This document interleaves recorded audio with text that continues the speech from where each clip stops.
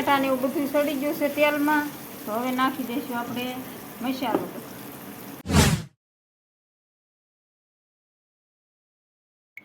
રામ રામ ને સીતારામ. આજે આપણે લસણની કળીનું શાક બનાવવાનું છે. તો વિડીયોમાં આગળ જોતા રહેજો કેવી રીતે મેં બનાવી. આ વિડીયો ગમે તો લાઈક ને શેર કરી દેજો અને વિડીયોમાં આગળ જોતા રહેજો. તો આપણે એટલું લસણ લીધું છે. તો હવે આને આપણે ફોલી નાખશું. એ રીતે આપણે ભાંગી નાખશું. આને કળિયું નોખી પાડી દઈશું.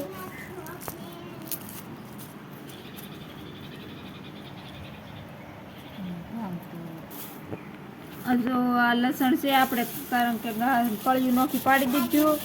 તો હવે આવી રીતે આપણે સોળી નાખશું તો ફોતરા નીકળી જાય.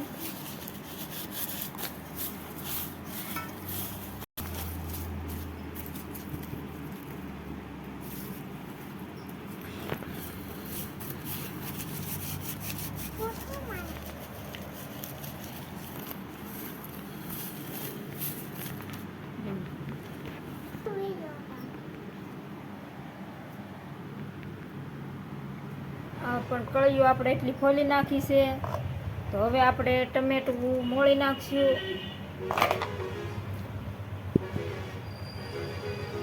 મિક્સરમાં દળી નાખશું ઝીણી કટકી કરીને.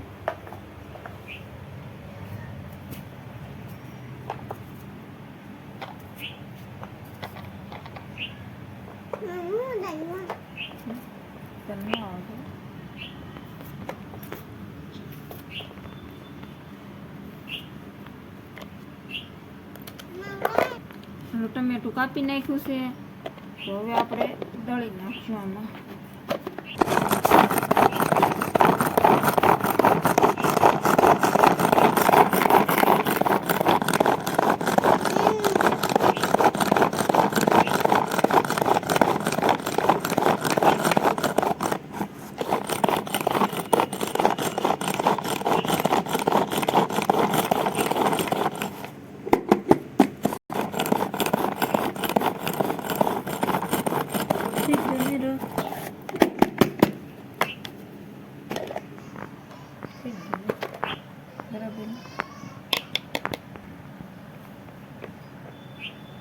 તો આપણે આપી નાખ્યું છે આપણે ટમેટું. તો રસ આનું કાઢી નાખ્યું છે ટમેટાનો. મસ્ત જાડો રહો થાય ને એનો શાકનો. હાલો હવે આપણે ધાણા લીધા છે આપણે. તો આને આપણે ધોઈ નાખશું.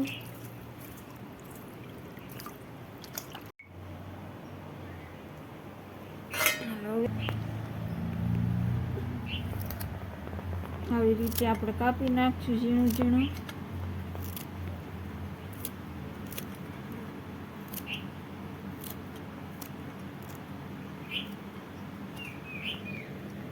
ધાણા પણ કાપી નાખ્યા છે આપણે. હાલો મસાલો તૈયાર થઈ ગયો છે. તો હવે આપણે જઈ ગયા છે શાક બનાવવા લસણનું. તો જતા રહી. હવે નાખશું આપણે તવી. નાખી દીધી તવી આપણે. એમાં નાખશું આપણે તેલ.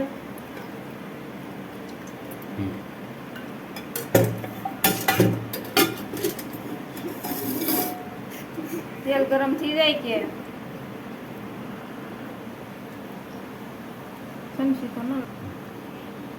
તેલ ગરમ થઈ જાય એટલે હવે આપણે નાખી દઈશું. ગરમ થઈ ગયું છે. હવે નાખી દઈશું થોડુંક જીરું.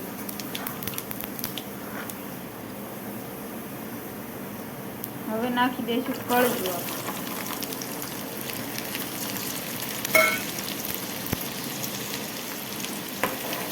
આવી રીતે હલાવી નાખશું આપણે.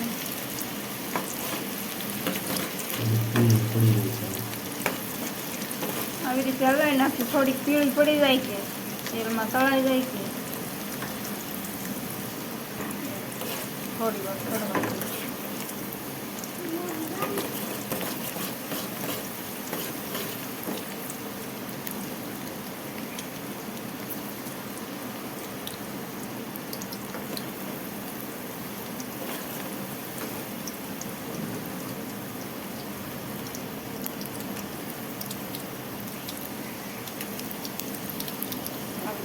સડવા દેવી પડે તેલમાં. કળિયું છે એ પીળી કારણ કે પડી ગઈ છે. હવે આપણે નાખી દઈશું ટમેટા. ટમેટાનો રસ કાઢેલો હતો ને આપણે.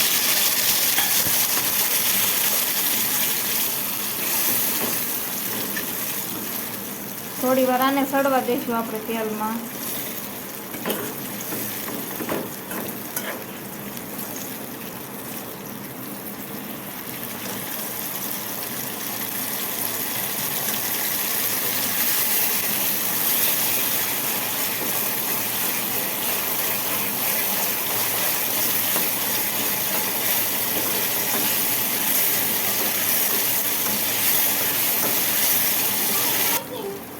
હવે આ ટમેટા ને એવું બધું સડી ગયું છે તેલમાં. તો હવે નાખી દઈશું આપણે મસાલો. આ વઘાણ, હળદર, ધાણા જીરું, ગરમ મસાલો અને હલાવી દઈશું આપણે.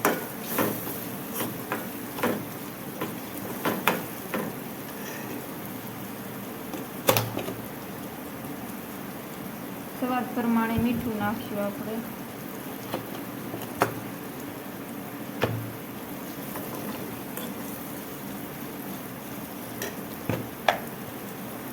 હળદર ને એવું બધું તેલમાં શેકાઈ ગયું છે. તો હવે આપણે નાખશું મરચું લાલ.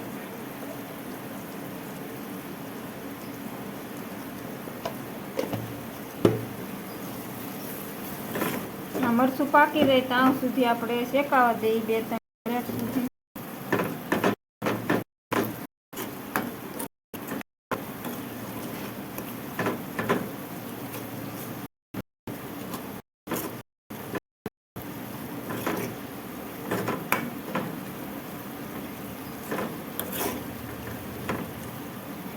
હવે મરચું પણ સડી ગયું છે અને તેલ છૂટું પડી ગયું છે. જુઓ શાક બની ગયું છે આપણું કપલેટ.